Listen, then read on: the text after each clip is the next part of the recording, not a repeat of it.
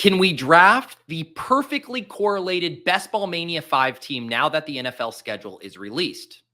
Probably. But what if we make things harder? What if we spin a wheel to determine exactly what I need to correlate in a draft? Can I still pull it off? We're about to find out. I'm Pete Overzet. It's time for another draft challenge here in the Deposit Kingdom. Let's spin that wheel. It is now correlation season now that we have the NFL schedule at our fingertips, and I have put a few different prompts on a wheel here that are going to dictate a Best Ball Mania 5 draft I'm about to do. First off, I am going to register for a tournament here, waiting for 4 people. And as we wait, we are going to figure out which correlation challenge we are going to give ourselves here. I have some fun ones up on the board as far as quads of teams who play each other multiple times in the playoffs. We have one involving dome games and another involving Florida teams. I think all of them will be somewhat tricky to pull off, but possible. And then also, I think it will lead to some fun discussion, kind of piggybacking on our most recent video. How do we actually go about correlating? How much do we reach? Can we accomplish these initiatives in a smart way? And then I'm going to, of course, ratchet up the difficulty by this specific prompt. So here we are. We are spinning, spinning, spinning. All right, we got the dome boner.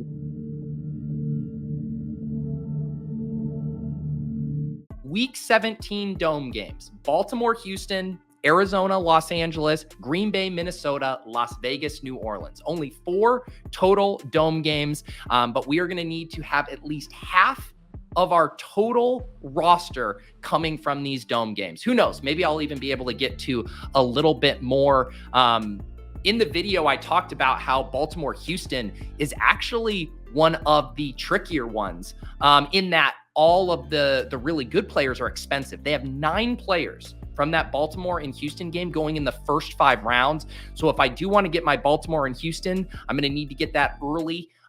Arizona, Los Angeles, definitely some options mid and late. Same with Green Bay, Minnesota. That's probably the easiest one throughout the draft. There's a ton of options. And then Las Vegas and New Orleans. That one is cheap. But our draft here just filled. I have the 1-6 slot in this Best Ball Mania 5 draft, and we are off to the races here trying to correlate these dome games. We shall see how this goes. Just to refresh here, this is our prompt, the dome boner. Draft at least 9 total players from Week 17 dome games: Baltimore, Houston, Arizona, Los Angeles, Green Bay, Minnesota, Las Vegas, New Orleans. We got Christian McCaffrey, Jamar Chase, CeeDee Lamb, Tyreek Hill, and now let's see. Will Scott let Justin Jefferson fall to me? And this prompt can get off to a very fast, smooth start. They do. They take Amon-Ra St. Brown, which is perfect, right? Because this is the whole thing about these challenges. I want to be able to do them at value. I don't want to have to hemorrhage value trying to accomplish these. The goal is to complete the challenge while still building a team with tournament winning upside that has not sacrificed a ton of ADP value. And so getting Justin Jefferson at ADP here in that dome game sets us off on a really nice path here. The whole thing that we are trying to do when we correlate, and we talked about this in the strategy video about the NFL schedule and correlation. There's basically, I use the analogy that there's a devil and an angel on our shoulders. The devil is saying week 16 and week 17 are all that matters. Correlate, correlate, correlate. Get all of that, potential variance on your side in the week 16 pod, in the week 17 finals. And then on the other shoulder, we have the ADP value angel who tells us, hey, if you're constantly reaching for players, you are going to have a suboptimal advance rate. You are going to have a lower advance rate than you would otherwise have if you did adhere closer to ADP. So those are the 2 things we're going to be balancing here. I don't necessarily feel the need to force it, but I would happily select either Devontae or Chris Olave here. I think we will take Davante Adams. And this is actually a fun pick for me in that I don't select a lot of Davante. I think normally you can see by the ranks, I would potentially take Debo, but the fact that Davante is highest here in the ranks. So I do take Davante Adams here. And this is kind of a fun pick for me in that I am getting exposure to a guy I haven't been selecting a lot in these early drafts. And One of the huge benefits of not just these challenges, but correlating in general is the natural diversification you get when drafting, because it is so tempting if you're just drafting off of ranks and you're not dynamically changing your draft board based on what you do get funneled to the same picks over and over. If you prefer Deebo Samuel to Davante Adams, you are going to have way more Deebo Samuel in your portfolio. And sometimes we can get in trouble being overconfident within a specific tier. I think it's fine being confident about a 5th round player being so much better than a 10th round player. But when players are in the same tier, that's when I really want to split exposures if I don't feel super strongly one way or the other. So when you are correlating with week 16 and 17 in mind, it gives you natural diversification. It gives you permission, an excuse to draft a player you might not like quite as much as another. And so that's certainly the case with me for Davante Adams. Let's see here. We are about to pick again. I was kind of hoping Kyren would fall because then we would have had one player from 3 of these 4 dome games. Looking at ADP, we could, the Derrick Henry, he is up here right at ADP. We could just do this. I mean, although taking Derrick Henry ahead of Devon Achane, see, this is where I need to grab the ADP value. We're going to break here and we're going to grab Devon Achane, who does not play in a dome. In fact, plays in weather conditions that people are terrified of. Outdoors in Cleveland, but Devon Achane at pick 30 here. This goes back to, I am going to accomplish this prompt. I am going to end up with 9+ players from dome games, but I'm also going to build as good of a team as I can. And for me, that includes scooping up the value on Devon Achane, who falling to the middle of the 3rd round here feels like a very nice price. Let's check out some of the options. We do, of course, have that Baltimore game, although Lamar Jackson comes off the board. I would love Trey McBride here. Trey McBride is both an objective for me with elite tight end, but would also check the box of a dome game. So I think we will do that here. Travis Kelce is a big faller. I think if I were not doing a challenge draft, I would take Travis Kelce here and just scoop it up. But Trey McBride at ADP and also helping me accomplish my dome boner initiatives here. Now 3 of my 4 players are in a dome, and we are in decent shape here as far as accomplishing this prompt. But I'm going to have plenty of drafts where I can scoop up the ADP fallers. I think I'm going to enjoy really trying to attack this dome boner prompt. I only locked myself into 9, but who knows? Could we get to 10? Could we get to 11? Could we get to 12 players if I do this right? And we don't necessarily need a running back. Joe Mixon obviously would be the other player. I think the way this is going, because most of the Texans and Ravens are already off the board. You could do the Isaiah Likely, the Devontae Walker, but I'm probably going to end up mostly sitting out of this game and focusing on these other 3, which I think is completely fine. So let's do Jaden Reed here. It's slightly ahead of ADP, but nothing meaningful. When we look at the top wide receivers, the only one ahead of him in ADP is Terry McLaurin. Stroud, the only one ahead of him in ADP, him and Mixon as far as other dome. But let's do Jaden Reed. And the other benefit of this, you can see I have the overlay here.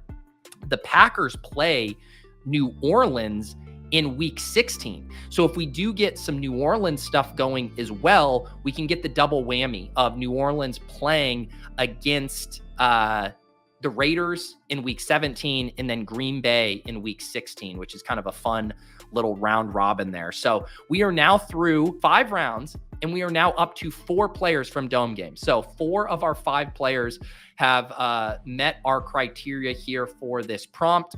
Justin Jefferson, Davante Adams, Trey McBride, Jaden Reed. Devon Achane was the only exception I've made so far.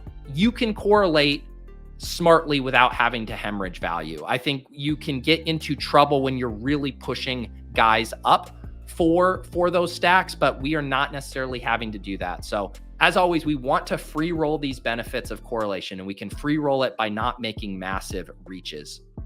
All right, let's see here if there are any other considerations. I mean, Jordan Addison seems like an awesome click for this team. Obviously, we pair him with Justin Jefferson. We have the Week 17 game stack with Green Bay. Looking at ADP, he's right up here in the mix. Alvin Kamara would be another one we could do here as well. But oh, wow, Addison does go. Okay. Aaron Jones would be another one we could do here as well. Kamara, Jones. We have one Green Bay, one Minnesota so far. Let's see here. I do just prefer Aaron Jones to Kamara. So let's play it that way. I'm kind of bummed I wasn't able to get Addison there. And then we kind of just set up the super clean double stack with JJ McCarthy late. But we'll grab Aaron Jones here. Revenge game and dome game there in week 17 versus his former team, the Packers.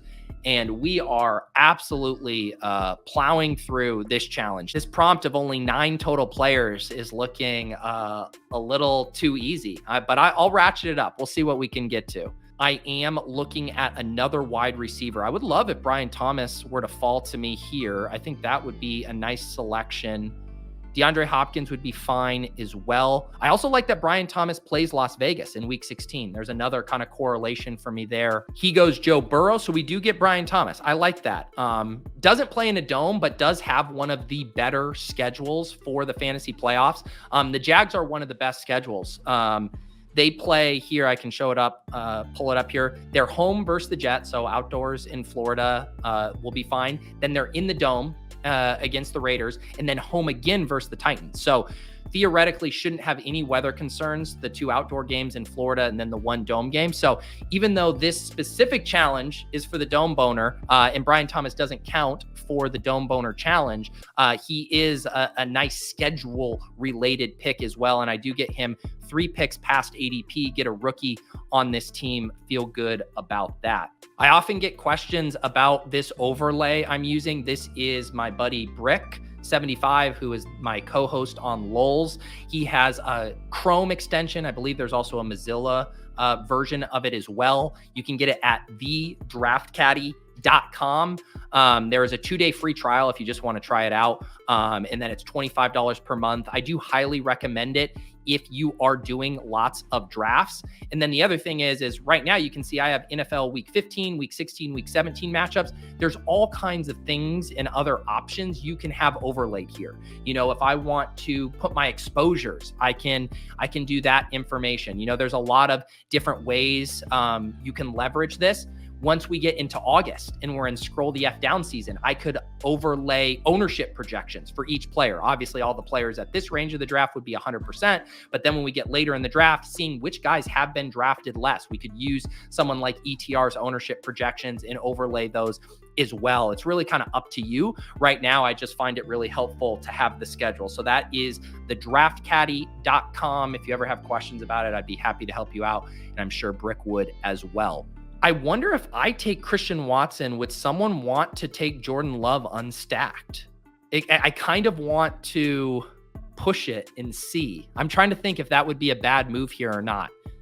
Because obviously Christian Watson will go. So Jordan Love does go. That is fascinating. This guy takes Jordan Love unstacked. All right. I am going to take Christian Watson though. I'm going to take Christian Watson. Just make sure there's nothing else I need to consider here in this range. I think I'm going to have a chance to get one of these Cardinals backs if I want in the dome. But Christian Watson gives me another dome player here. And I am not afraid to stack up players without the quarterback. I know I'm going to end up with multiple stacks on this team. I know I'm only going to have a couple of quarterbacks. I want to have secondary, third, fourth, fifth level stacks that don't involve the quarterback. So we might end up with a mega game stack around Green Bay and Minnesota, tacking on JJ McCarthy with this. But I'm completely fine having a Jaden Reed, Christian Watson stack without the quarterback. I do think getting someone like Rashid Shaheed would really help open me up. Rashid Shaheed's ADP is at 118. I pick at 115. So if we could get Rashid Shaheed at 115, that would give me a really nice out. I would love to get Trey Benson here. I think he's a nice pick. Boom. So Trey Benson, I love, this is when it works out really nice. Trey Benson at ADP. I do lose out on Brock Bowers, who would have been another tight end target for me there. But Trey Benson certainly fits the bill Another player in the dome correlated with Trey McBride. I could get myself into trouble here if I'm too casual with the quarterback stuff. And again, this is why it's a challenge, right? Because it's easy to just click guys who are in a dome game. The question is, can you make it work in the ways I would otherwise make it work with the quarterback angles? So the biggest thing we have going for us is JJ McCarthy, is going to be an obvious target for us at quarterback. So that does mean we're going to probably want to have another quarterback in here. Rashid Shaheed goes, which is a bummer. I could still do something with Juwan Johnson and Derek Carr. I think I am going to end up wanting to select maybe Trevor Lawrence here. I'm curious on this side of the board, is the Christian Kirk drafter on this side of the board or on the other side? Let's see. The Christian Kirk drafter is in the 1 hole and they've taken Brock Purdy. So they could definitely take Trevor Lawrence here. I love Chase Brown. So I feel like I'm just going to take Chase Brown again at the top of my ranks here, making sure there's nothing else I need to really consider. It would have just been if I wanted to lock up Trevor Lawrence for that quarterback stack. And maybe I should have, but I am going to live a little dangerously here and see if I can make quarterback work. All right, so I do get Trevor Lawrence at 126. So this is past ADP. I get my stack with Brian Thomas. I also get the week 16 bring back with Devontae Adams there. So this is a very good selection for this team, even though it is not part of the prompt specifically. So we're still at 7 players here who are in the dome, our non-dome players: Trevor Lawrence, Devon Achane, Chase Brown, and Brian Thomas. Let's just check tight end, make sure. So Cole Kmet, I don't mind Freiermuth. Musgrave would be another one if I wanted to sit on it. Man, Tua really falling here. Holy cow, Tua and Herbert. This could just be a spot to take another running back. You know what? I think I'm going to get another Green Bay piece. I want to keep up with this challenge here. And because I'm not going to have the quarterback, I don't mind having the running back. So we're just going to have this block of Packers players: Marshawn Lloyd, Jaden Reed, and Christian Watson. And it also means I'm probably going to be done at running back. We are now up to 8 players from the dome game. So we're in good shape there. Baltimore, Houston's getting neglected.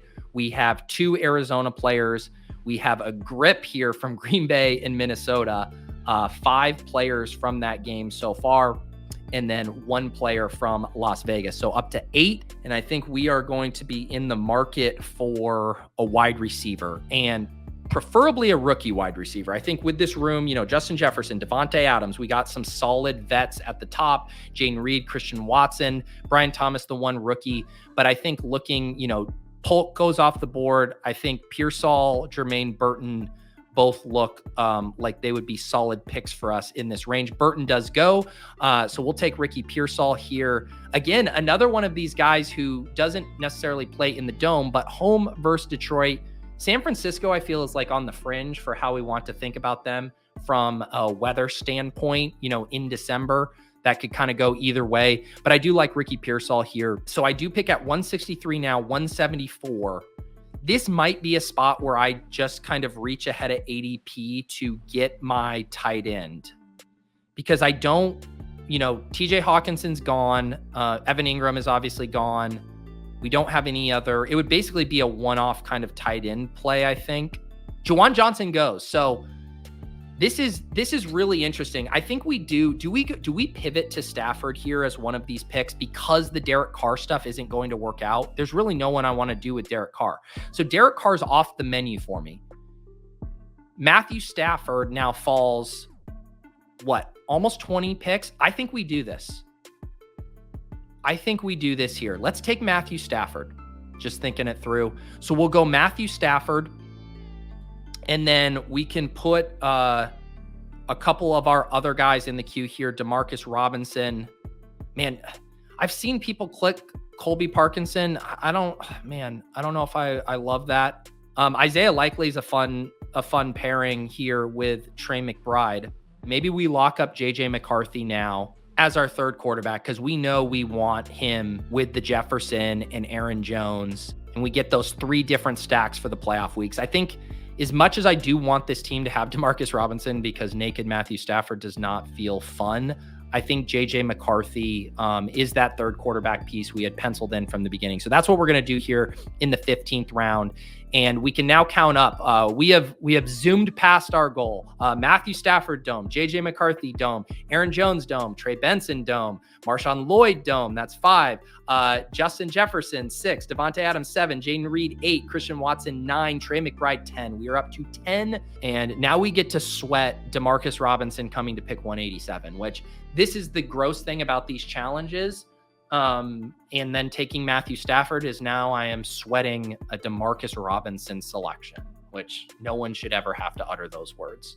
If you guys are new to the channel or watching and have not subscribed, please do subscribe. We are going to have regular videos out on the channel. We've been doing strategy videos, including the NFL schedule correlation one, as well as these draft challenge videos throughout the summer. So please subscribe to the Deposit Kingdom YouTube channel, and we shall see here. Is Demarcus Robinson going to fall to me? He does. Demarcus Robinson falls to me, and I should say fall. I mean, he's still slightly ahead of ADP, but unstacked Matthew Stafford is not how I want to live my life. So Demarcus Robinson feels oddly good.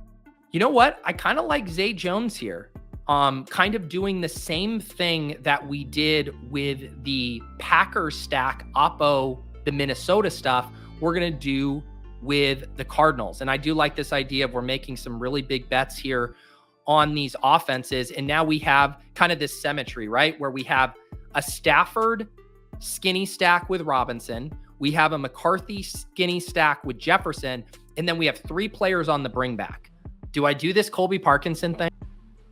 Who's been talking about Colby Parkinson? This is like one where you want to go to Twitter and just see what people have been saying about Colby Parkinson before you click it. I swear I've seen some of these ship chasers with Colby Parkinson on their team, and I just need some additional confirmation before I do it. Rams are signing Colby Parkinson to a 3-year, $22.5 million contract.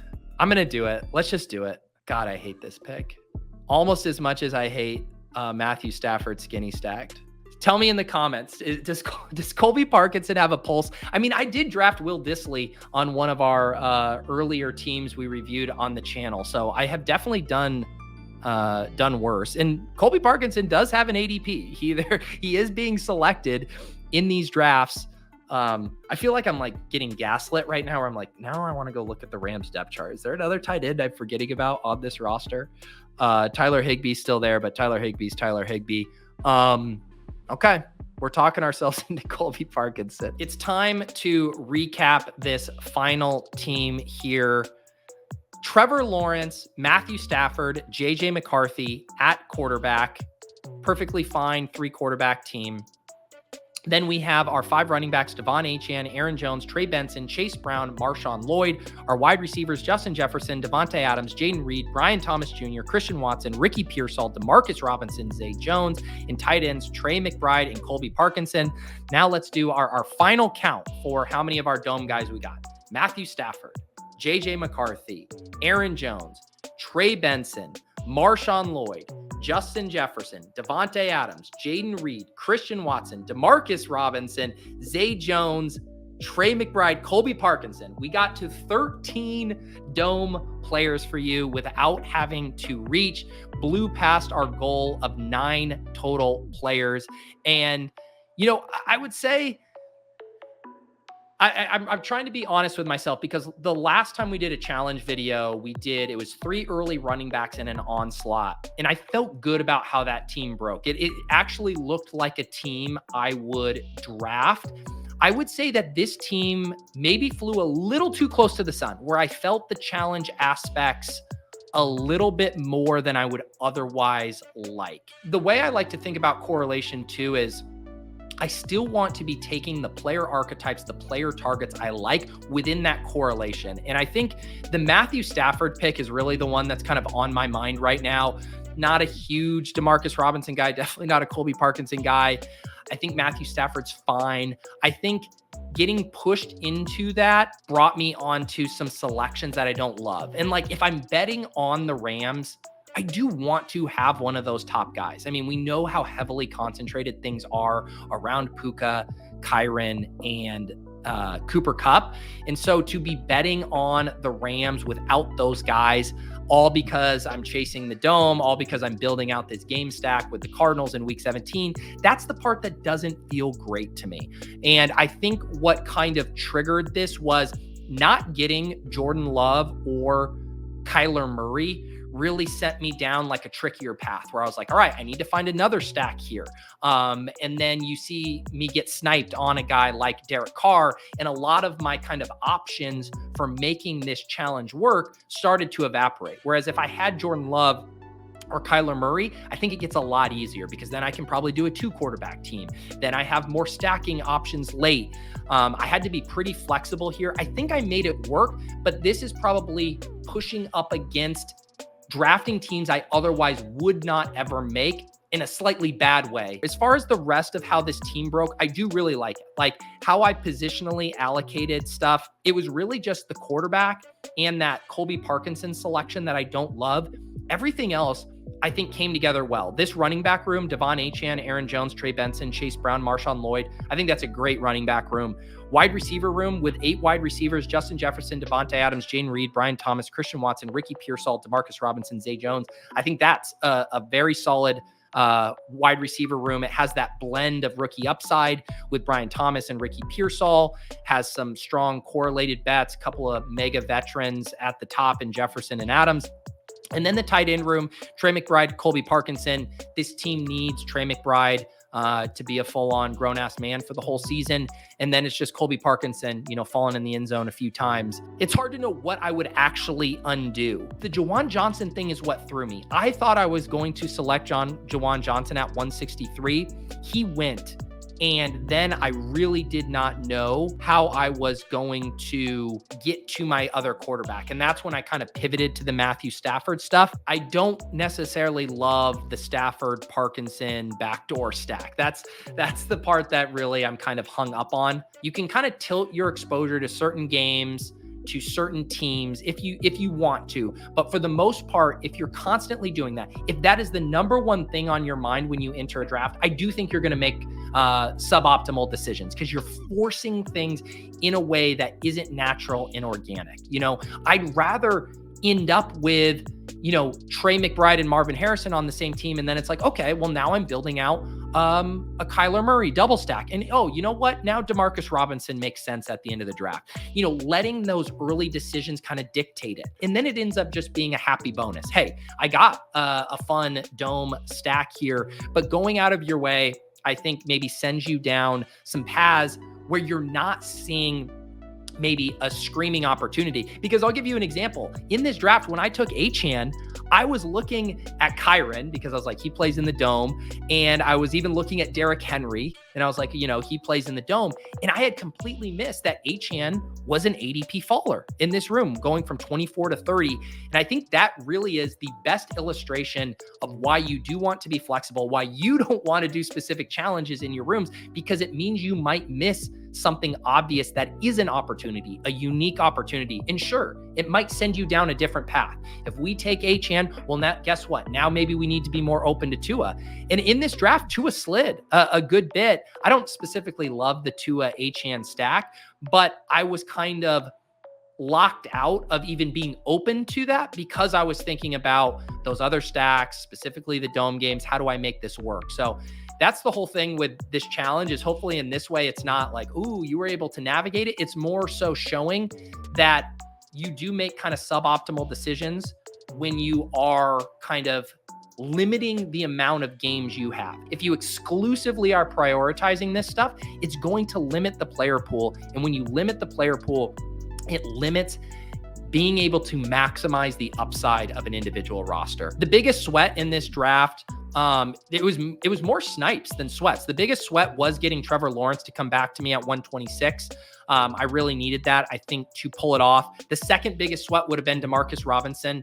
If he would have gone ahead of ADP in the way Juwan Johnson did, that would have been extremely frustrating. Then I would have had the ultimate gross stack, which is a skinny stack with Matthew Stafford and Colby Parkinson. That would have been disgusting. So the Trevor Lawrence fall, the Demarcus Robinson, those were the sweats. And then the snipes. Yeah, Brock Bowers snipe. Although I don't know. I still might have taken Trey Benson there and seen if I could push Brock. I think the one that took me off guard was the Juwan Johnson one. 161, a full round ahead of ADP when I thought Juwan Johnson paired with Trey McBride, really nice tight end 2 pairing there, and that flew out the window. That was certainly tilting there. The fun thing about doing these challenges is because it allows us to think through how much importance should we be placing on these games that we think are going to be better than other games. And that's where we can get ourselves in trouble, right? The whole point of correlating is that it's actually a humility-based exercise. We're saying we don't know which games are going to go off. What we do know is if a game does go off, we are going to reap the benefits across multiple players from that game in a way that could vault us to the top of the week 16 pod, that could vault us to the top of the leaderboard in week 17. So, I used multiple examples in the strategy video that came out earlier this week. We are so bad at getting things right. Last year, no one wanted to touch the Browns-Jets game, and then it goes off. Everyone thought Derrick Henry was going to bulldoze the Texans in week 17, and then the Texans absolutely smacked the Titans, and Derrick Henry is just game scripted out of the game, only had 12 carries. So we want to correlate indiscriminately across these matchups. This is not an awful team that I drafted here, but I don't think it's the best possible version of the team I could have drafted if I wasn't working under those constraints. And to me, that's really the takeaway. I want to be drafting the best possible version of every team that I can in a given draft room. And when we limit the player pool, that is going to hurt our ability to do that. So thank you guys for watching another challenge video. If you guys have other prompts you'd like me to put on the wheel, the last time I asked for prompts, you guys gave me a ton of good ones. I'm going to be stuffing the wheel with those. We'll be doing more general ones, general challenges in the future, but I did want to do just a fun schedule specific challenge for this week. So make sure you guys are subscribed.